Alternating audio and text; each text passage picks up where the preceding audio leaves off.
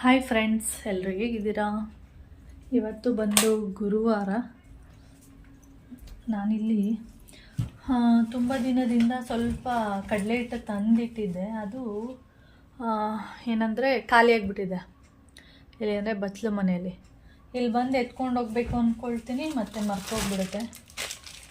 ನೋಡಿ, ಇದು ಒಂದಿಷ್ಟಿದೆ. ಇದನ್ನು ಡಿಮಾರ್ಟಲ್ಲಿ ತೊಗೊಬಂದಿದ್ದೀನಿ. ಮತ್ತು ಇದು ಸ್ವಲ್ಪ ಇದೆಯಲ್ಲ, ಇದನ್ನು ಬಾಕ್ಸಲ್ಲಿ ಹಾಕ್ಬಿಡೋಣ ಅಂತ ಅಂದ್ಕೊಳ್ಳೋದು, ಮತ್ತೆ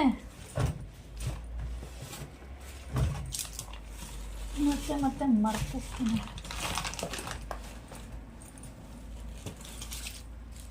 ಇಷ್ಟು ಅಕ್ಕಿ ಇಟ್ಟಿದೆ, ಅಷ್ಟು ಇದಿದೆ. ಒಂದೊಂದು ಕಡಲೆ ಹಿಟ್ಟು ಚೆನ್ನಾಗಿರುತ್ತೆ, ಒಂಥರ ರಫ್ ಆಗಿರುತ್ತೆ. ಅಂದರೆ ತರಿ ಅಂತ ಹೇಳ್ತೀವಲ್ಲ, ಆ ಥರ ಇರುತ್ತೆ. ಆ ಥರ ಇದ್ದರೆ ಓಕೆ, ಅಕ್ಕಿ ಹಿಟ್ಟು ಅವಶ್ಯಕತೆ ಏನಿಲ್ಲ. ಆದರೆ ಫುಲ್ಲು ನೈಸ್ ಇದ್ದರೆ ಅದೇನಾಗುತ್ತೆ, ಅಷ್ಟು ಸ್ಕ್ರಬ್ ಮಾಡ್ದಂಗೆ ಅನಿಸಲ್ಲ ಸ್ನಾನಕ್ಕೆ. ಅದಕ್ಕೆ ಏನು ಮಾಡ್ತೀನಿ, ಫುಲ್ ಏನಾದರೂ ನೈಸ್ ಇದ್ದರೆ ಅದಕ್ಕೆ ಸ್ವಲ್ಪ ಅಕ್ಕಿ ಹಿಟ್ಟನ್ನ ಮಿಕ್ಸ್ ಮಾಡಿಬಿಟ್ರೆ ಅದು ಒಂದು ಸ್ವಲ್ಪ ಸ್ಕ್ರಬ್ ಮಾಡೋ ಥರ ಆಗುತ್ತೆ. ಓಕೆ, ಇದನ್ನು ಮಿಕ್ಸ್ ಮಾಡಬೇಕು.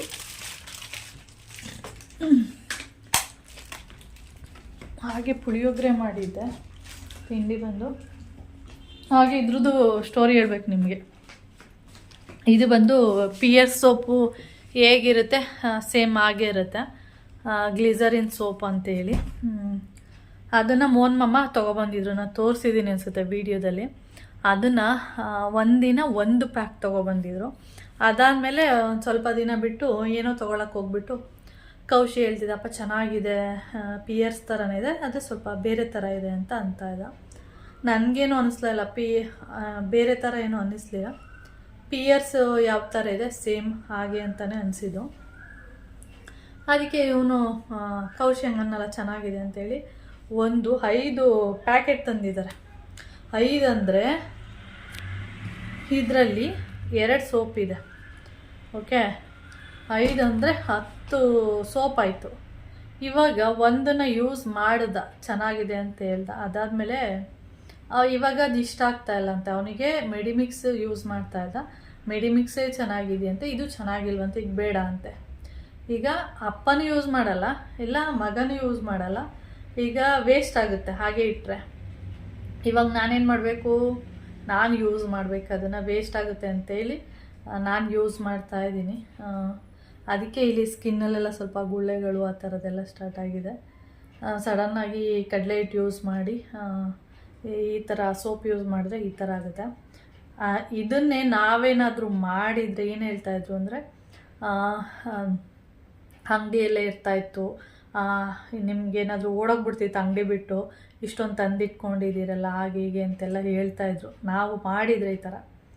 ಇವಾಗ ಅವ್ರು ಮಾಡಿರೋದಕ್ಕೆ ಏನು ಹೇಳೋದಿಲ್ಲ, ಸುಮ್ಮನೆ ಆಗ್ಬಿಡ್ತಾರೆ. ಅದಕ್ಕೆ ನಾನು ಹೇಳಿದೆ, ಇದೇ ತಪ್ಪನ್ನ ನಾವೇನಾದರೂ ಮಾಡಿದ್ದಿದ್ರೆ ಆ ಥರ ಹೇಳ್ತಾಯಿದ್ರಿ ನೀವು, ದುಡ್ಡಿರುತ್ತೆ ಯಾವಾಗಲಾದರೂ ಹೋಗಿ ತೊಗೋಬೋದಿತ್ತು ಹಾಗೆ ಹೀಗೆ ಅಂತ ಇದ್ರಿ ಅಂತ ಹೇಳ್ದೆ. ಅದಕ್ಕೆ ಏನೂ ಮಾತಾಡಿಲ್ಲ, ಹಾಗೆ ಸುಮ್ಮನೆ ಹೋದರು. ಯಾಕೆಂದರೆ ಅವ್ರು ತಪ್ಪು ಮಾಡಿದಾರಲ್ಲ. ಅದಕ್ಕೆ ಈಗ ಇಬ್ಬರು ಯೂಸ್ ಮಾಡಲ್ಲ ಅಂದರೆ ವೇಸ್ಟ್, 10 ಸೋಪು ವೇಸ್ಟ್ ಆಗಿಬಿಡುತ್ತೆ. ಅದಕ್ಕೆ ಇನ್ನೇನು ಮಾಡೋದು, ನಾನೇ ಯೂಸ್ ಮಾಡ್ತಾ ಇದ್ದೀನಿ. ಆಮೇಲೆ ಏನಂದರೆ, ಇದು ಆ ಗ್ಲಿಸರಿನ್ ಸೋಪೆಲ್ಲ ಏನಂದರೆ ಬೇಗ ಕರ್ಗೋಗ್ಬಿಡುತ್ತೆ, ಅಂದರೆ ಬೇಗ ಖಾಲಿ ಆಗಿಬಿಡುತ್ತೆ. 1 ವಾರನೂ ಬರಲ್ಲ ಈ ಸೋಪು ಆ ಥರ. ಮತ್ತು ಇಷ್ಟು ದಪ್ಪ ಅಂದರೆ ಯೂಸ್ ಮಾಡ್ತಾ ಸಣ್ಣ ಆಗಿಬಿಡುತ್ತೆ ನೋಡ್ಕೊಳ್ಳಿ. ಆವಾಗ ಏನಾಗುತ್ತೆ, ಅದು ಕೈಗೆ ಸಿಗಲ್ಲ, ಆ ಥರ ಆಗಿಬಿಡುತ್ತೆ. ಬೇರೆ ಸೋಪೆಲ್ಲ ಆ ಥರ ಅಲ್ಲ, ಇಷ್ಟು ಚಿಕ್ಕ ಸೋಪ್ ಆಗಿದ್ರು ಕೂಡ ಅಂದರೆ ಯೂಸ್ ಮಾಡಿ ಎಷ್ಟು ದಪ್ಪ ಇದ್ದರೂ ಕೂಡ ಅದನ್ನು ಯೂಸ್ ಮಾಡ್ಬೋದು. ಇದು ಆ ಥರ ಅಲ್ಲ, ಜಾರ್ಕೊಂಡು ಹೋಗ್ತಾ ಇರುತ್ತೆ ಆ ಥರ. ಅದಕ್ಕೆ ಇವಾಗ ನಾನೇ ಯೂಸ್ ಮಾಡ್ತಾ ಇದ್ದೀನಿ. ಓಕೆ, ಹಾಗೆ ಕಡಲೆ ಹಿಟ್ಟೆಲ್ಲ ಮಿಕ್ಸ್ ಮಾಡಿಬಿಡ್ತೀನಿ.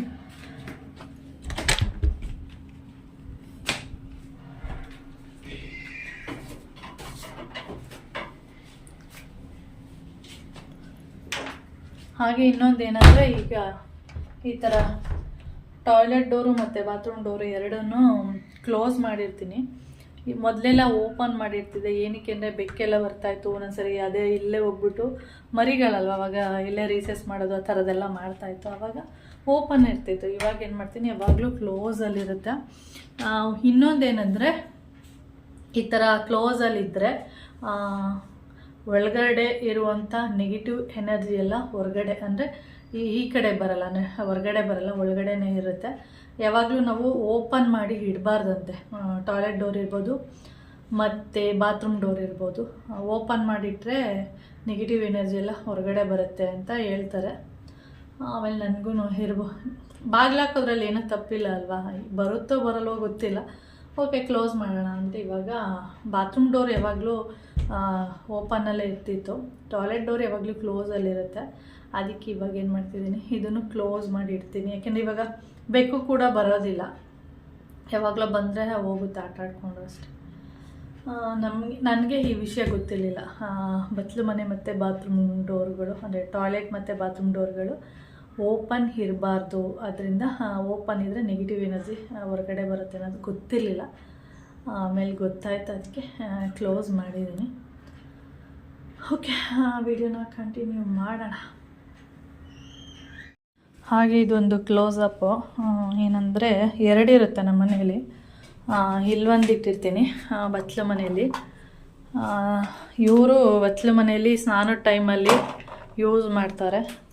ನಾನು ಬೆಳಿಗ್ಗೆ ಬಚ್ಚಲು ಮನೆಯಲ್ಲಿ ಯೂಸ್ ಮಾಡೋಕ್ಕೆ ಹೋಗಲ್ಲ. ನಾನು ಯಾವಾಗಲೂ ಫ್ರಿಜ್ ಮೇಲೆ ಇಟ್ಕೊಂಡಿರ್ತೀನಿ. ಫ್ರಿಜ್ಜಲ್ಲ, ವಾಷಿಂಗ್ ಮಿಷಿನ್ ಮೇಲೆ ಒಂದು ಇಟ್ಕೊಂಡಿರ್ತೀನಿ. 2 ಯೂಸ್ ಮಾಡ್ತೀವಿ. ಈಗ ಹೊಸದು ಅಲ್ಲಿಟ್ಟಿದ್ದೀನಿ, ಹಳೇದು ತೊಗೊಬಂದು ಇಲ್ಲಿಟ್ಟಿದ್ದೀನಿ. ಕೋಲ್ಗೇಟು ಯೂಸ್ ಮಾಡ್ತೀವಿ, ಇಲ್ಲಾಂದರೆ ಕ್ಲೋಸಪ್ ಆದರೂ ಯೂಸ್ ಮಾಡ್ತೀವಿ. ಇದೇ ಬೇಕು ಅಂತೇನಿಲ್ಲ. ಕೌಶಿ ಕ್ಲೋಸಪ್ ತೊಗೊಳ್ಳೋಣ ಅಂದ್ಬಿಟ್ಟು ಸುಮಾರು 1.5 ವರ್ಷದಿಂದ ಇದೇ ಯೂಸ್ ಮಾಡ್ತಾಯಿದ್ವಿ. ಅಮ್ಮ ಮನೇಲೂ ಅಷ್ಟೇ, ನಾವು ಕೋಲ್ಗೇಟ್ ಯೂಸ್ ಮಾಡಲ್ಲ, ಕ್ಲೋಸಪ್ಪೇ ಯೂಸ್ ಮಾಡೋದು. ಅಲ್ಲಿ ನೋಡಿಬಿಟ್ಟು ಇದೇ ತೊಗೊಳ್ಳೋಣ ಅಂದ್ಬಿಟ್ಟು ಇದೇ ತೊಗೊಳ್ತಿರೋದು. ಹಾಗೆ ಒಂದು ಸೆನ್ಸೊಡೈನ್ದು ಪೇಸ್ಟ್ ಕೂಡ ಇರುತ್ತೆ. ಇದೆರಡು ನಾನೇ ಯೂಸ್ ಮಾಡೋದು. ಇವರೇನು ಸೆನ್ಸೊಡೈನ್ ಯೂಸ್ ಮಾಡಲ್ಲ. ಇಲ್ಲಿ ನೋಡ್ತಾ ಇರ್ಬೋದು. ಓಕೆ, ಇಲ್ಲಿ ಇಟ್ಕೊಂಡಿರ್ತೀನಿ ಯಾವಾಗ್ಲೂ. ಹಾಗೆ ಇದು ಬಂದು ನೋಡಿ, ಹಿಮಾಲಯದ್ದು ಫೇಸ್ ವಾಶ್. ಆದರೆ ನಾನು ಇದನ್ನು ಯೂಸೇ ಮಾಡಿಲ್ಲ, ತಂದು ಹೇಗೆ ಇಟ್ಟಿದ್ದೀನಿ ಹಾಗೇ ಇದೆ. ಇವಾಗ ಯಾವಾಗಲಾದರೂ ಒಂದೊಂದಿನ ಯೂಸ್ ಮಾಡಿಬಿಟ್ಟು ಬಿಸಾಕೋಣ ಅಂದರೆ ಇದನ್ನು ಯೂಸ್ ಮಾಡೋದು 1-2 ದಿನಕ್ಕೆ ಪಿಂಪಲ್ಸ್ ಥರ ಬಂದ್ಬಿಡುತ್ತೆ ಮುಖದಲ್ಲಿ. ಅದಕ್ಕೆ ಯೂಸ್ ಮಾಡಿಲ್ಲ. ಹುಡುಗರಿಗೆ ಹೇಳ್ದೆ ಬಂದಾಗ ತೊಗೊಂಡೋಗ್ರು, ನಾನು ಯೂಸ್ ಮಾಡಲ್ಲ ಅಂತೇಳಿ. ಆದರೂ ಅವರು ಬೇಡ ಆಂಟಿ, ನಮಗೆ ಲೈಬೈ ಸೋಪ್ ಬಿಟ್ರೆ ಬೇರೆ ಯಾವುದೂ ಸೆಟ್ ಆಗಲ್ಲ ಅಂದ್ಬಿಟ್ಟು ಅವರು ಇದು ತೊಗೊಂಡೋಗಲಿಲ್ಲ. ಅದಕ್ಕೆ ಇಲ್ಲೇ ಇಟ್ಟಿದ್ದೀನಿ ಈ ಬಾಕ್ಸ್ ಒಳಗಡೆ. ವಾಷಿಂಗ್ ಮಿಷಿನ್ ಮೇಲೆ ನೋಡಿ ಈ ಥರ ಎಲ್ಲ ಇದೆ. ಇದು ಗೊತ್ತಲ್ಲ, ಇದೇ ನಾನು ಜಾಸ್ತಿ ಯೂಸ್ ಮಾಡೋದು. ಯಾವಾಗಲಾದರೂ ಎಮರ್ಜೆನ್ಸಿ ಅಂತ ಅಂದರೆ ಇದಿರಲಿ ಅಂತೇಳಿ ಇದನ್ನು ಇಟ್ಕೊಂಡಿರೋದು. ಅದು ಇನ್ನೂ ಎಕ್ಸ್ಪೈರಿ ಆಗಿಲ್ಲ, ಆದರೆ ಯೂಸ್ ಮಾಡ್ತಿಲ್ಲ. ಇದು ಒಂದು ಮೊನ್ನೆ ಡಿಮಾರ್ಟ್ಗೆ ಹೋದಾಗ ಮೊನ್ನಮ್ಮ ಯೂಸ್ ಮಾಡ್ತಾರೆ ವಾರದಲ್ಲಿ 1 ದಿನ. ಅದಕ್ಕೆ ಆಫರ್ ಅಂದ್ಬಿಟ್ಟು ನೋಡಿದ್ವಿ, ಆಫರ್ ಏನಿಲ್ಲ. ತೊಗೊಂಡು ಇವನು ಇರಲಿ ಯೂಸ್ ಮಾಡುತ್ತಲ್ಲಪ್ಪ ಅಂದ್ಬಿಟ್ಟು 4 ತಂದಿಟ್ಟಿದ್ದಾನೆ. ಇದು ನ್ಯಾಚುರಲಿ ಅಂತೇನು ಇದೆ, ಆದರೆ ನ್ಯಾಚುರಲಿ ಏನಿಲ್ಲ, ಎಲ್ಲದಕ್ಕೂ ಕೂಡ ಕೆಮಿಕಲ್ ಅನ್ನೋದು ಹಾಕಿರ್ತಾರೆ. ಓಕೆ, ಈ ಥರ. ಹಾಗೆ ಇಲ್ಲಿ ನಾನು ಕೊಬ್ಬರಿ ಎಣ್ಣೆನ ಒಂದು ಬಾಕ್ಸಲ್ಲಿ ತುಂಬಿಸಿಡೋಣ ಅಂತೇಳಿ ಬಂದಿದ್ದೀನಿ. ಯಾವಾಗಲೂ ಡೈರೆಕ್ಟಾಗಿ ಇದರಿಂದನೇ ತೊಗೊಳ್ಳೋದು. ಬೇಕು ಅಂದಾಗ ಇದನ್ನು ಬಿಚ್ಚಿ ಎತ್ತಿ ಹಾಕಬೇಕಿತ್ತು. ಅದಕ್ಕೆ ಬೇಡ, ಈ ಥರದ್ದು ಒಂದು ಬಾಟಲ್ 1/2 ಲೀಟ್ರ್ ಬಾಟಲ್ಗೆ ತುಂಬಿಕೊಳ್ಳೋಣ ಅಂದ್ಬಿಟ್ಟು ಇವಾಗ ಕುತ್ಕೊಂಡಿದ್ದೀನಿ.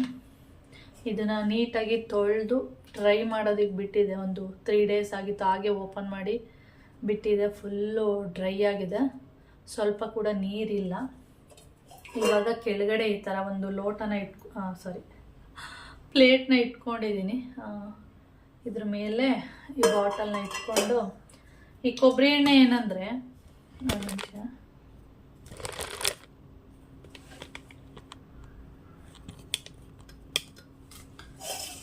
ನೋಡಿ ಇದರಲ್ಲಿ ಇಟ್ಕೊಂಡಿದ್ದೀನಿ. ಎಣ್ಣೆ ಏನಾದರೂ ಚೆಲ್ಲಿದ್ರೂ ಕೂಡ ಇದ್ರೊಳಗಡೆಗೆ ಬೀಳಬೇಕು, ಪ್ಲೇಟ್ ಕೆಳಗಡೆಗೆ. ಇವಾಗ ಎಷ್ಟು ಎಣ್ಣೆ ಯಾವ ಥರ ಇದೆ ಅಂತ ನೋಡಿ, ಇಷ್ಟಿದೆ. ಸುಮಾರು ಒಂದು ಅರ್ಧ ಲೀಟ್ರಿಗಿನ್ನ ಜಾಸ್ತಿನೇ ಯೂಸ್ ಮಾಡಿದ್ದೀನಿ.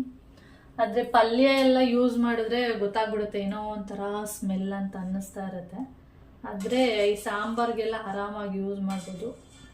ಅಂದರೆ ಗೊತ್ತಾಗುತ್ತೆ, ಅಂದರೆ ಏನೋ ಬೇರೆ ಥರ ಟೇಸ್ಟ್ ಅಂತ ಅನ್ನಿಸ್ತಾ ಇರುತ್ತೆ.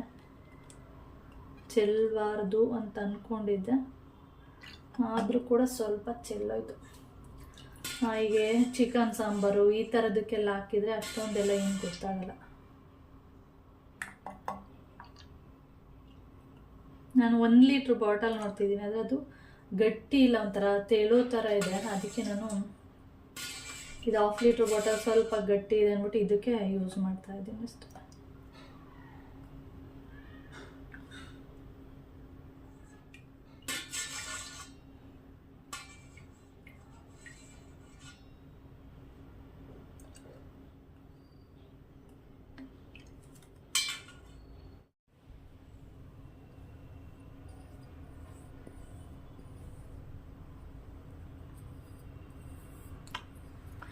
ನಾನಿಲ್ಲಿ ಮಸಾಜ್ ಮಾಡ್ತಾ ಇಲ್ಲ, ಇದು ಬಂದು ಎಣ್ಣೆಗೆ ಅಂತೇಳಿ ಯೂಸ್ ಮಾಡ್ಕೊಂಡಿದ್ದಲ್ಲ ಅದ್ರದ್ದು ಲೋಟ, ಅದರಲ್ಲಿ ಎಣ್ಣೆ ಇದೆ ಸ್ವಲ್ಪ, ಅದಕ್ಕೆ ಅದನ್ನು ತೆಗೆದು ಮುಖಕ್ಕೆ ಮತ್ತು ಕೈಕಾಲಿಗೆಲ್ಲ ಯೂಸ್ ಮಾಡ್ತಾ ಇದ್ದೀನಿ ಅಷ್ಟೇ.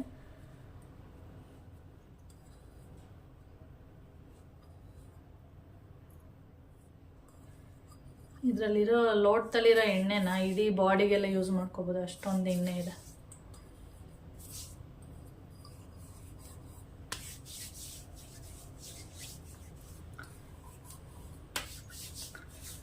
ಓಕೆ, ಹಾಗೆ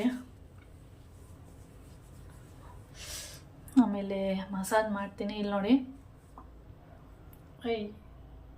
ಕಣ್ಣಿಗೆ ಬಿತ್ತು.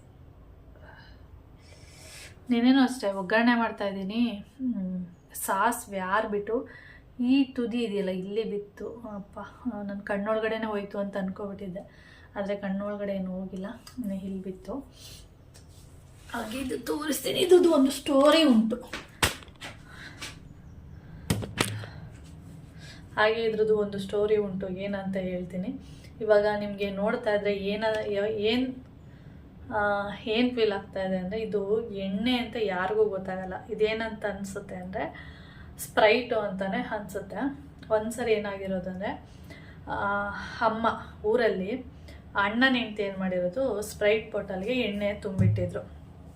ಅದೇ ನಮ್ಮ ಅಮ್ಮನಿಗೆ ಗೊತ್ತಿಲ್ಲ ಅದು ಎಣ್ಣೆನ ಈ ಥರ ಬಾಟಲಿಗೆ ತುಂಬಿಟ್ಕೊಂಡಿದ್ದಾಳೆ ಅಂತೇಳಿ.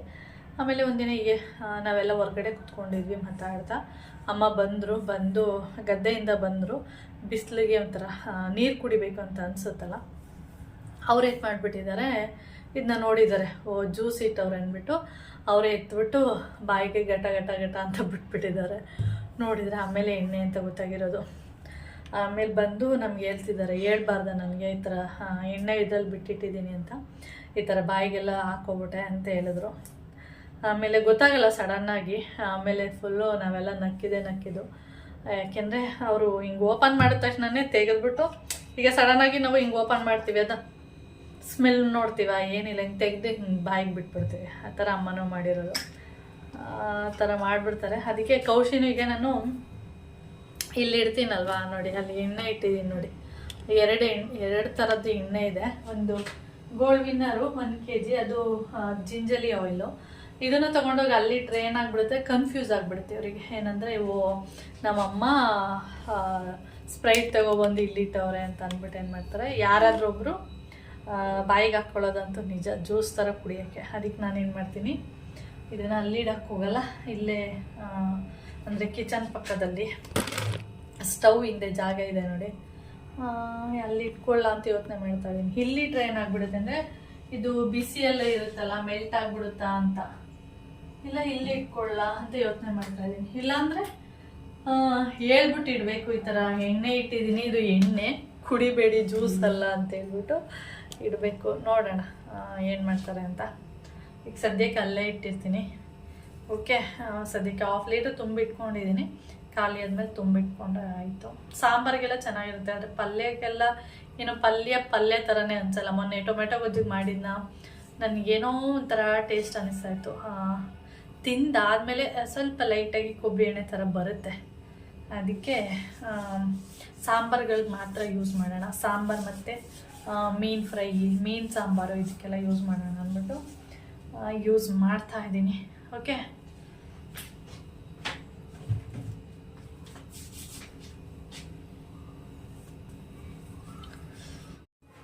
ಹಾಗೆ ಫ್ರಿಜ್ಜಲ್ಲಿ ಪಪಾಯ ಇತ್ತು. ಇವತ್ತೊಂದು ಪಪಾಯ ಕಟ್ ಮಾಡಿದೆ. ಅಂದರೆ ಡೈಲಿ ಪಪಾಯ ಇರುತ್ತೆ ಬಿಡಿ, ಕಟ್ ಮಾಡ್ತಾ ಇರ್ತೀನಿ.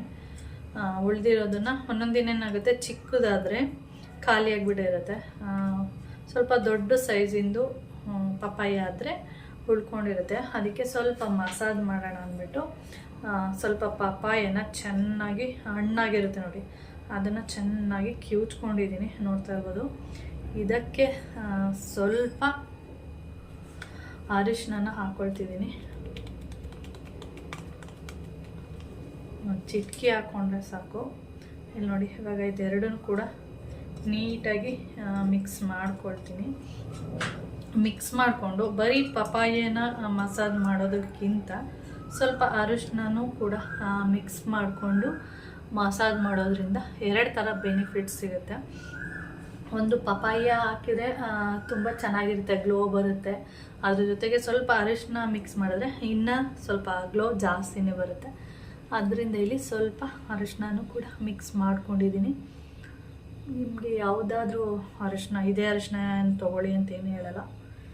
ನಿಮ್ಗೆ ಯಾವ್ದು ಅರಿಶಿನ ನಿಮಗೆ ಕಂಫರ್ಟಬಲ್ ಅಂತ ಅನಿಸುತ್ತೆ, ಮನೇಲಿರುತ್ತೆ, ಅದನ್ನೇ ಕೂಡ ಯೂಸ್ ಮಾಡ್ಕೋಬೋದು.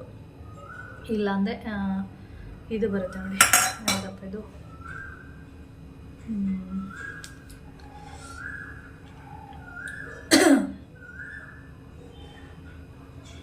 ಇದಕ್ಕೇನು ಹೆಸರಿದೆ ಗೊತ್ತಾನೆ. ಇಲ್ಲಾಂದರೆ ನೀವು ಕಸ್ತೂರಿ ಅರಿಶಿನ, ಕರೆಕ್ಟ್, ಇದು ಕಸ್ತೂರಿ ಅರಿಶಿನ, ಅದಾದರೂ ಕೂಡ ಯೂಸ್ ಮಾಡ್ಕೋಬೋದು. ಅಂದರೆ ನಿಮಗೆ ಬಿಟ್ಟಿರೋದು. ಇದಿಷ್ಟು ಕೂಡ ಫೇಸಿಗೆ ಮತ್ತು ನೆಕ್ಕಿಗೆ. ವೈಟ್ ಬಟ್ಟೆ ಹಾಕಿರೋದ್ರಿಂದ ಸ್ವಲ್ಪ ಎಲ್ಲೋ ಥರ ಆಗಿಬಿಡುತ್ತೆ ನೋಡಿ. ಮುಖ ಕಚ್ಚಿದ್ರೂ ಅಷ್ಟೊಂದೇನು ಗೊತ್ತಾಗಲ್ಲ.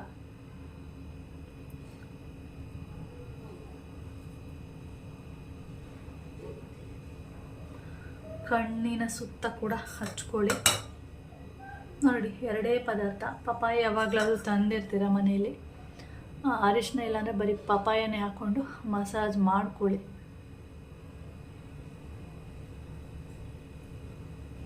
ಸ್ಕಿನ್ ಗ್ಲೋ ಬರುತ್ತೆ, ಚೆನ್ನಾಗಿರುತ್ತೆ. ಆದಷ್ಟು ನ್ಯಾಚುರಲಿ ಏನೆಲ್ಲ ಸಿಗುತ್ತೆ ನ್ಯಾಚುರಲ್ಲಾಗಿ ಆ ಥರದನ್ನೆಲ್ಲ ಯೂಸ್ ಮಾಡ್ಕೊಳ್ಳಿ. ಒಂದೊಂದ್ಸರಿ ಅಂಗಡಿಯಿಂದನೂ ನಂದು ತರಲೇಬೇಕಾಗುತ್ತೆ. ಯಾವ ಥರದಂದರೆ, ಈಗ ಮುಲ್ತಾನಿ ಮಿಟ್ಟಿ ಅದೆಲ್ಲ ನಾವೇ ಮನೇಲಿ ಮಾಡೋಕ್ಕಾಗಲ್ಲ. ಅದು ಒಂದು ಮಣ್ಣು, ಮುಲ್ತಾನಿ ಮಿಟ್ಟಿ ಅನ್ನೋದು. ಅದೇನಿದ್ರು ನಾವು ದುಡ್ಡು ಕೊಟ್ಟೇ ತರಬೇಕು. ಆ ಥರದ್ದೆಲ್ಲ ಏನು ಮಾಡೋಕ್ಕಾಗಲ್ಲ, ದುಡ್ಡು ಕೊಟ್ಟೇ ತರಬೇಕಾಗುತ್ತೆ.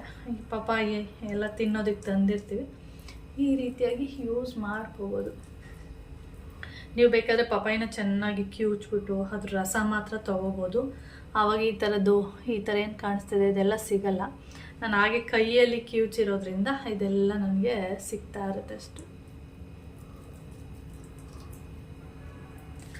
ಓಕೆ, ನಾನು 1-2 ನಿಮಿಷ ಹೀಗೆ ಮಸಾಜ್ ಮಾಡಿಬಿಟ್ಟು ಆಮೇಲೆ ಇದು ಡ್ರೈ ಆಗೋ ತನಕ ಇಡೀ ಮನೆ ಕೆಲಸ ಏನಿದೆ, ಈಗ ಕಸ ಗುಡಿಸಿ ಮನೆ ಒರೆಸೋದು, ಅದನ್ನು ಮುಗಿಸ್ತೀನಿ. ಓಕೆ, ಆಮೇಲೆ ಡ್ರೈ ಆದಮೇಲೆ ತೋರಿಸ್ತೀನಿ. ಹಾಗೆ ಇನ್ನೊಂದೇನೆಂದರೆ, ಇದನ್ನು ತುಟಿಗೂ ಕೂಡ ಏನು ಮಾಡಬೇಕು ಅಂದರೆ ಮಸಾಜ್ ಮಾಡಬೇಕು. ಅವಾಗ ನಾನು ಒಂದು ವಿಡಿಯೋದಲ್ಲಿ ಹೇಳಿದ್ದೀನಿ, ತುಟಿ ಕಪ್ಪಾಗಿದ್ದರೆ ಅದಕ್ಕೆ ಸ್ವಲ್ಪ ಅರಿಶಿನ ಯೂಸ್ ಮಾಡಿದ್ರೆ ತುಟಿ ಕಪ್ಪಿರುವಂಥದ್ದು ಲೈಟಾಗಿ ಅಂದರೆ ಸ್ವಲ್ಪ ಕಲರ್ನ ಚೇಂಜ್ ಮಾಡುತ್ತೆ ಅಂತ ಹೇಳಿದ್ದೀನಿ. ಅದೇ ಥರ ಇದನ್ನು ಅಷ್ಟೇ ನಾನು ತುಟಿಗೆಲ್ಲ ಹಚ್ಕೊಂಡಿದ್ದೀನಿ. ಹಾಗೆ ಇನ್ನೊಂದು ವಿಷಯ ಏನಂದರೆ, ಮೊನ್ನೆ ಕೌಶಿ ಇಯರಿಂಗ್ಸ್ ಎಲ್ಲ ತಗೊಟ್ಟಿದ್ನಲ್ಲ, ಅದ್ರದ್ದು ಏನಾಗಿತ್ತು ಅಂದರೆ 500 ರೂಪೀಸ್ಗೆ ಅಂತೇಳಿ ನನಗೆ ಅಮೌಂಟ್ ಕೊಟ್ಬಿಟ್ಟಿದ್ದ ಕೈಗೆ. ಅದು ಏನಾಯಿತು ಅಂದರೆ, ನಾನು ಒಂದು 300 ಚಿಲ್ಲರೆ ಅಷ್ಟೇ ಮಾಡಿರೋದು, ಒಂದು 325 ಅಷ್ಟೇ ಆಗಿರೋದು ಟೋಟಲ್ ಅಮೌಂಟು. ಅದಕ್ಕೆ ಇನ್ನೂ ಉಳಿದಿದೆಯಲ್ಲ ದುಡ್ಡು, ಅದಕ್ಕೆ ಅವನು ಏನಾದರೂ ತೊಗೊಳ್ಳೇಬೇಕು, ಅದನ್ನು ಹಾಗೆ ಇಟ್ಕೊಳ್ಳೋ ಆಗಿಲ್ಲ ಅಂತ ಹೇಳಿದ್ದಾನೆ. ಇನ್ನೊಂದು ಸರಿ ಎಲ್ಲಾದರೂ ಹೋದಾಗ ತೊಗೊಳ್ತೀನಿ ಬಿಡು ಅಂತ ಹೇಳಿದ್ದೀನಿ. ತೊಗೊಂಡಾದ್ಮೇಲೆ ನಾನು ಅವನಿಗೆ ತೋರಿಸ್ಬೇಕಂತೆ. ನೀನು ಅಂದರೆ ನೀನು ಕೊಟ್ಟಿರೋ ದುಡ್ಡಲ್ಲಿ ಉಳ್ದಿತ್ತಲ್ಲ, ಆ ದುಡ್ಡಲ್ಲಿ ನಾನು ಇದನ್ನು ತೊಗೊಂಡಿದ್ದೀನಿ ಅಂತ ತೋರಿಸ್ಬೇಕಂತೆ. ಹಾಗಂತ ಹೇಳಿದ್ದಾನೆ. ಏನಾದರೂ ಅವನ ದುಡ್ಡಲ್ಲಿ ಏನಾದರೂ ತೊಗೊಂಡ್ರೆ ನಾನು ಅದನ್ನು ಕೂಡ ನಿಮಗೆ ಶೇರ್ ಮಾಡ್ತೀನಿ. ಓಕೆ ಇವಾಗಲೇ ಎಷ್ಟೋ ಡ್ರೈ ಆಗಿಬಿಟ್ಟಿದೆ. ಡ್ರೈ ಆದರೂ ಕೂಡ ಇದೇನೋ ಅನಿಸಲ್ಲ, ಆರಾಮಾಗಿರುತ್ತೆ. ಯಾಕೆಂದರೆ ಇದಕ್ಕೇನಾದರೂ ಕಡಲೆ ಹಿಟ್ಟು ಅಕ್ಕಿ ಹಿಟ್ಟು ಹಾಕಿದರೆ ಮಾತ್ರ ಇದು ಬಿಗುತ್ತಾ ಬರುತ್ತೆ. ಇದು ಇವಾಗ ಬರೀ ಏನದು ಪಪಾಯಿ ಮತ್ತು ಅರಿಶಿನ ಅಷ್ಟೇ ಅಲ್ವಾ, ಅದಕ್ಕೇನು ಅನಿಸಲ್ಲ, ಆರಾಮಾಗಿ ಮಾತಾಡ್ಬೋದು, ಎಲ್ಲ ಕೆಲಸ ಮಾಡ್ಬೋದು. ಓಕೆ, ಬಿಗ್ತಾ ಬರೋದು ಮುಖ ಹಿಂಗೆ ಡ್ರೈ ಆದಮೇಲೆ ಒಂಥರ ಎಳ್ತ ಥರ ಆಗುತ್ತಲ್ಲ, ಆ ಥರ ಏನೂ ಆಗಲ್ಲ. ಹಾಗೆ ಕಸ ಎಲ್ಲ ಗುಡಿಸಿ ಮನೆಯೆಲ್ಲ ಒರೆಸಿ ಎಲ್ಲ ಕೆಲಸ ಮುಗೀತು. ಅಂದರೆ ಬೆಳಿಗ್ಗೆ ತಿಂಡಿ ಮಾಡಬೇಕಾದ್ರೇ ಸಾಂಬಾರು ಕೂಡ ಮಾಡಾಯಿತು. ಇವಾಗ ನೋಡ್ತಾ ಇರ್ಬೋದು ನನ್ನ ಫೇಸು ಯಾವ ಥರ ಕಾಣಿಸ್ತಾ ಇದೆ ಅಂತೇಳಿ. ಇದು ನೀನು ಆರಾಮಾಗಿ ಮಾತಾಡ್ಬೋದು, ಹಾಗೆ ತೊಳಿಬೇಕು ಅಂತ ಏನೂ ಅವಶ್ಯಕತೆ ಇಲ್ಲ. ಈ ಥರ ಹಾಕ್ಕೊಂಡು ಒಂದು ಹಾಫ್ ಆನ್ ಅವರ್ ಬಿಟ್ಟು ಒಟ್ಟಿಗೆ ಸ್ನಾನ ಕೂಡ ಮಾಡ್ಬೋದು. ನಾನು ಒಂದು ಸ್ವಲ್ಪ ಆಯಿಲ್ ಹಾಕ್ಬಿಟ್ಟು ಅವನ್ನ ಮಸಾಜ್ ಮಾಡೋಣ, ಆವಾಗ ಏನಾಗುತ್ತೆ ಇದೆಲ್ಲ ಏನಿದೆ ಇದೆಲ್ಲ ಉದುರೋಗ್ಬಿಡುತ್ತೆ. ಆ ಥರ ಮಾಡೋಣ ಅಂದ್ಬಿಟ್ಟು ಹಾಗೆ ಬಿಟ್ಟಿದ್ದೀನಿ. ಇಲ್ಲಾಂದರೆ ಇನ್ನೊಂದು ಸ್ವಲ್ಪ ಪಪಾಯ ತೊಗೊಂಡು ಇದರಲ್ಲಿ ಮಸಾಜ್ ಮಾಡೋಣ, ಏನೋ ಒಂದು ಮಾಡ್ತೀನಿ. ಓಕೆ, ಹಾಗೆ ಇವಾಗ ಕೆಲಸ ಎಲ್ಲ ಮುಗೀತಲ್ಲ, ಹಾಗೆ ಈ ಥರದ್ದೊಂದು ದೊಡ್ಡದೊಂದು ಸೇಫ್ಟಿ ಪಿನ್ ತೊಗೊಂಡಿದ್ದೀನಿ, ಸೇಫ್ಟಿ ಪಿನ್. ಓಕೆ, ಹಾಗೆ ಕುಕ್ಕರ್ದು ಕ್ಯಾಪ್ ತೊಗೊಂಡಿದ್ದೀನಿ. ಏನಕ್ಕೆ ಅಂದರೆ ಕುಕ್ಕರೆಲ್ಲ ಒಂದೊಂದು ಸರಿ ಏನಾಗುತ್ತೆ ಹೇಳಿ,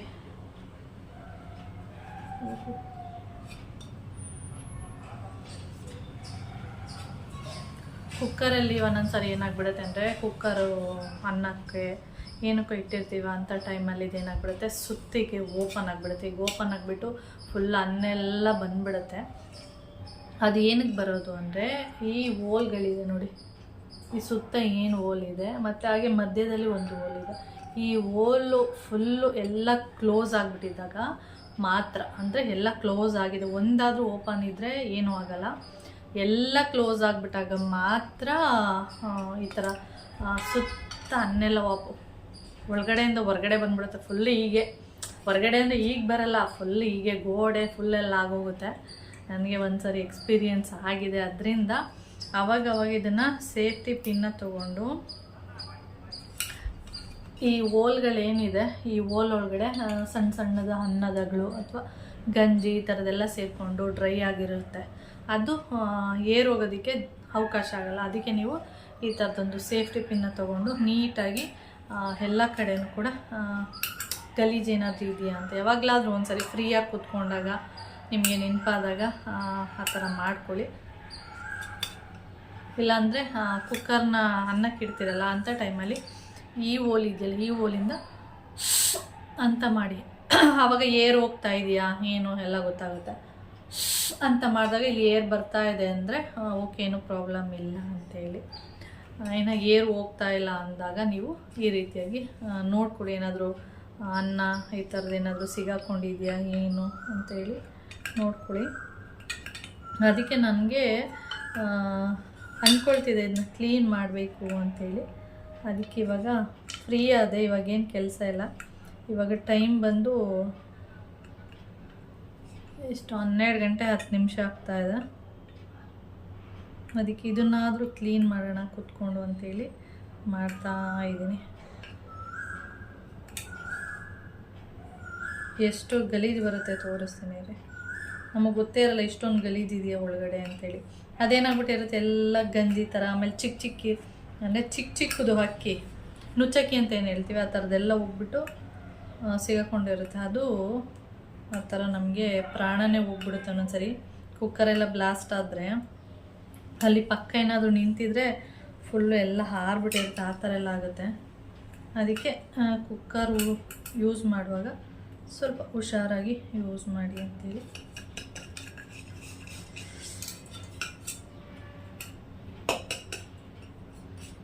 ನೋಡಿ ಎಷ್ಟು ಗಲೀಜು ಬಂದಿದೆ ತೋರಿಸ್ತೀನಿ. ಕಾಣಿಸ್ತಾ ಇದೆಯಲ್ಲಿ ನೋಡಿ, ಇಷ್ಟು ಗಲೀಜು ಬಂದಿದೆ. ಈ ಸಣ್ಣದು ಅನ್ನದ್ದು ನೋಡಿ ಈ ಥರ ಇರುತ್ತೆ, ಅದನ್ನು ನೀವು ಕ್ಲೀನ್ ಮಾಡ್ಕೊಳ್ಳಿ. ಓಕೆ, ಓಕೆ, ಆಮೇಲೆ ಕಂಟಿನ್ಯೂ ಮಾಡೋಣ. ಇದನ್ನೆಲ್ಲ ನಾನು ಕ್ಲೀನ್ ಮಾಡ್ತೀನಿ. ಹಾಗೆ ಇದು ನೋಡ್ತಾ ಇರೋದು ಒಣ ಸೀಗಡಿ. ಇದನ್ನೆಲ್ಲ ಫುಲ್ಲು ಕ್ಲೀನ್ ಮಾಡಿದ್ದೀನಿ, ಕ್ಲೀನ್ ಮಾಡಿ ಇಟ್ಕೊಂಡಿದ್ದೀನಿ, ಯಾವಾಗಲಾದರೂ ಯೂಸ್ ಮಾಡ್ಕೋಬೋದು ಅಂತೇಳಿ. ಹಾಗೆ ಅದರದ್ದು ತಲೆ ಏನಿದೆ ಅದನ್ನು ಈ ಥರ ಒಂದು ಕವರಲ್ಲಿ ಕಟ್ಟಿಟ್ಕೊಂಡಿದ್ದೀನಿ, ಏಕೆಂದರೆ ಬೆಕ್ಕುಗಳಿಗೆ ತುಂಬ ಇಷ್ಟ. ಅದು ಬಂದಾಗ ಒಂದು ಸ್ವಲ್ಪ ಹಾಕಿದರೆ ತಿನ್ಕೊಂಡು ಹೋಗುತ್ತೆ. ಹಾಗೆ ಮೊನ್ನೆ ಬಿಗ್ ಮಾರ್ಕೆಟಿಗೆ ಹೋದಾಗ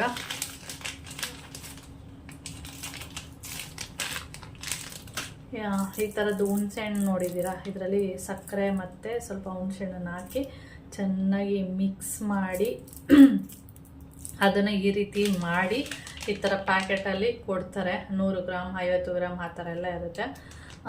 100 ಗ್ರಾಮದು ಇತ್ತು, ನನಗೆ ಅಷ್ಟೊಂದು ಅವಶ್ಯಕತೆ ಎಲ್ಲ, ಬೇಡ ಯಾರು ತಿನ್ನಲ್ಲ ಅಂತ ಹೇಳಿದೆ ಕೌಶಿಗೆ. ಅದಕ್ಕೆ 50 ಗ್ರಾಮ್ದೆಲ್ಲ ನೋಡಿದೆ, ಸಿಗಲಿಲ್ಲ. ಆಮೇಲೆ ಅಲ್ಲಿ ಲೂಸ್ ಇತ್ತು, ಅವಾಗ ಈ ಥರ 50 ಗ್ರಾಮ್ ಕೊಡ್ತೀರಾ ಅಂತ ಕೇಳಿದೆ, ಕೊಡ್ತೀವಿ ಅಂದರು. ಆಮೇಲೆ ಅಂದಿದೆ ಈಗ ಅದನ್ನೆಲ್ಲ ಖಾಲಿ ಹೋಗಿದೆ, ಇವಾಗ ಇರೋದೇ 2 ಪೀಸು. ಚೆನ್ನಾಗಿರುತ್ತೆ ಹುಣಸೆಹಣ್ಣು ಅಂದರೆ ಈ ರೀತಿ ಅದು ನಾನು ಈ ಬೆಂಗಳೂರಿಗೆ ಬಂದಮೇಲೆ ಈ ರೀತಿಯಾಗಿ ಸ್ವೀಟ್ ಎಲ್ಲ ತಿಂತಾ ಇರೋದು.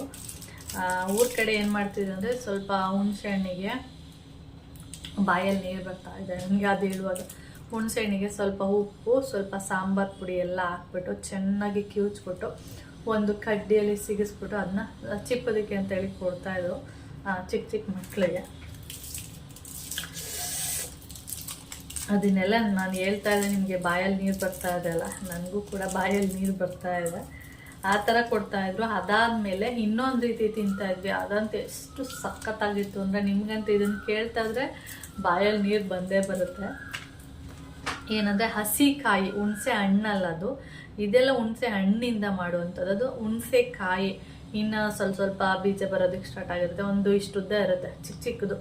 ಅದನ್ನೆಲ್ಲ ಕಿತ್ಕೊಬಂದು ಅದನ್ನು ಕೆಚ್ಚಿ ಅದ್ರ ಜೊತೆಗೆ ಬೆಳ್ಳುಳ್ಳಿ, ಮೆಣಸು, ಹಸಿಮೆಣಸಿನ್ಕಾಯಿ, ಸ್ವಲ್ಪ ಉಪ್ಪು ಎಲ್ಲ ಹಾಕ್ಬಿಟ್ಟು ಚೆನ್ನಾಗಿ ಕೆಚ್ಚಿಬಿಟ್ಟು ಅದು ತೊಕ್ಕು ಅಂತಲೇ ಹೇಳ್ತಾರೆ. ಸುಮ್ಮನೆ ಹಾಗೆ ಇಷ್ಟಪ್ಪ ಉಂಡೆನ ತಿಂತಾ ಇದ್ರೆ ಏನು ಸಖತ್ತಾಗಿರುತ್ತೆ ಗೊತ್ತಾ. ಅದೆಲ್ಲ ತುಂಬ ಟೇಸ್ಟ್ ಇರುತ್ತೆ.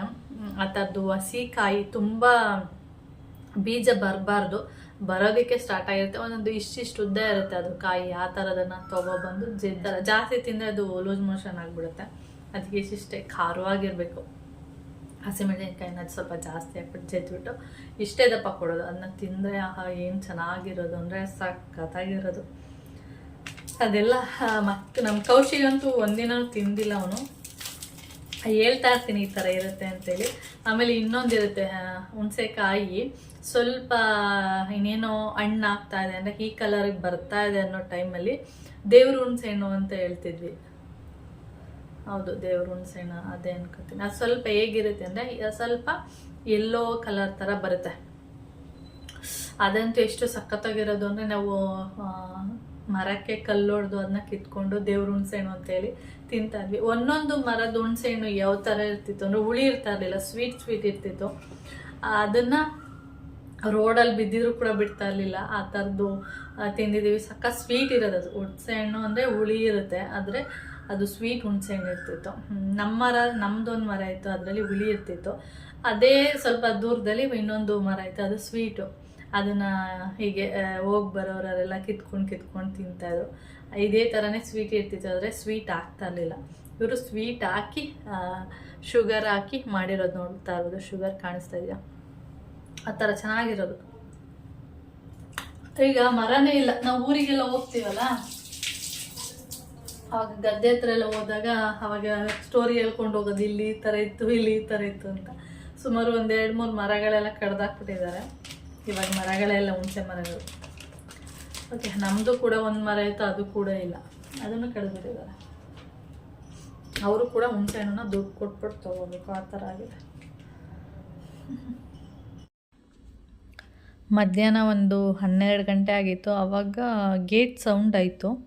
ಯಾರು ಅಂತೇಳಿ ಹೋಗಿ ನೋಡಿದಾಗ ಇವರು ಕರೆಂಟ್ ಬಿಲ್ನವ್ರು ಬಂದಿದ್ದರು. ಮತ್ತು ಕರೆಂಟ್ ಬಿಲ್ಲೆಲ್ಲ ಹಾಕಿ ಹೋಗ್ತಾರೆ ಅಂದ್ಬಿಟ್ಟು ಸುಮ್ಮನೆ ಅದೇ. ಆಮೇಲೆ ನೋಡಿದರೆ ನಮಗೆ ಕರೆಂಟ್ ಬಿಲ್ಲು ನಾನು ಅವ್ರು ಹೋದ ತಕ್ಷಣವೇ ಹೋಗ್ಬಿಟ್ಟು ಎತ್ಕೊಬಂದೆ. ತೊಗೊಬಂದು ನೋಡ್ತಿದ್ದೀನಿ, ಕರೆಂಟ್ ಬಿಲ್ಲಲ್ಲಿ ಇದು ಬಂದಿದೆ, ದುಡ್ಡು ಬಂದಿದೆ. ಅಂದರೆ ಇಷ್ಟು ದಿನ ಫ್ರೀ ಕರೆಂಟ್ ಅಲ್ವ ಇದ್ದಿದ್ದು, ಇಷ್ಟು ದಿನ ಅಂದರೆ 1 ವರ್ಷ ಆಯಿತು ಅನ್ಕೋತೀನಿ. 1 ವರ್ಷದಿಂದ ಫ್ರೀ ಇರ್ತಿತ್ತು, ಅಂದರೆ 0 ಬರ್ತಾಯಿತ್ತು. ಇವಾಗ ನೋಡಿದ್ರೆ ಅಮೌಂಟ್ ಬಂದಿದೆಯಲ್ಲ ಅಂತ ನೋಡ್ತಾ ಇದ್ದೀನಿ. ಗೊತ್ತಿಲ್ಲ ಏನಕ್ಕೆ ಅಮೌಂಟ್ ಬಂದಿದೆ ಏನು ಗೊತ್ತಿಲ್ಲ. ಫುಲ್ಲು ಕನ್ಫ್ಯೂಸಲ್ಲಿದ್ದೀನಿ ನಾನು. ಆಮೇಲೆ ಇನ್ನೊಂದು ಬಿಲ್ ಬರುತ್ತೆ, ಅದು ಪಕ್ಕದ ಮನೆ ಬಿಲ್ಲು. ಅಂದರೆ ಅಲ್ಲಿ ಖಾಲಿ ಇದ್ರೂ ಕೂಡ ಮಿನಿಮಮ್ ಚಾರ್ಜ್ ಅಂತೇಳಿ ಹಾಕಿ ಇಟ್ಟಿರ್ತಾರೆ. ಅದನ್ನು ತೊಗೊಂಡು ನೋಡ್ತಾ ಇದ್ದೀನಿ. ಅದರಲ್ಲೂ ಅದು ಬಿಲ್ ಬರುತ್ತೆ ಬಿಡಿ, ಅದೇನು ಕನ್ಫ್ಯೂಸ್ ಇಲ್ಲ, ಕರೆಕ್ಟ್ ಇದೆ. ನಮ್ಮ ಮನೆಗೆ ಯಾಕೆ ಬಿಲ್ ಬಂದಿದೆ 115 ರೂಪಾಯಿ ಅಂತ ಸ್ವಲ್ಪ ಕನ್ಫ್ಯೂಸಲ್ಲಿದ್ದೆ. ಗೊತ್ತಿಲ್ಲ, ನಾನು ಸುಮಾರೆಲ್ಲ ನೋಡಿದೆ ಎಲ್ಲಿ ಏನಾಗಿದೆ, ಎಷ್ಟು ಜಾಸ್ತಿ ಅಂದರೆ ನಾವು ಏನು ಕೊಟ್ಟಿರ್ತೀವಿ ಅದಕ್ಕಿಂತ ಜಾಸ್ತಿ ಉರಿಸಿದ್ದೀನ ಏನು ಅಂತ ನೋಡ್ತಾ ಏನೂ ಇಲ್ಲ, ಕರೆಕ್ಟಾಗಿ ಉರಿಸಿದ್ದೀನಿ, ಯೂಸ್ ಮಾಡ್ಕೊಂಡಿದ್ದೀವಿ ಕರೆಂಟ್. ಆದರೂ ಕೂಡ ಕರೆಂಟ್ ಬಿಲ್ ಜಾಸ್ತಿ ಬಂದಿದೆ. ಗೊತ್ತಿಲ್ಲ ಏನು ಅಂತ. ಮೋಹನ್ ಮಾಮ ಬಂದಮೇಲೆ ತೋರಿಸೋಣ ಅಂದ್ಬಿಟ್ಟು ಹೀಗೆ ಇಟ್ಟಿದ್ದೀನಿ. ಹಾಗೆ ನಾನು ಈ ವಿಡಿಯೋನು ಕೂಡ ಇಲ್ಲಿಗೆ ಎಂಡ್ ಮಾಡ್ತೀನಿ. ನೆಕ್ಸ್ಟ್ ವಿಡಿಯೋದಲ್ಲಿ ಸಿಗೋಣ. ಓಕೆ, ಬಾಯ್.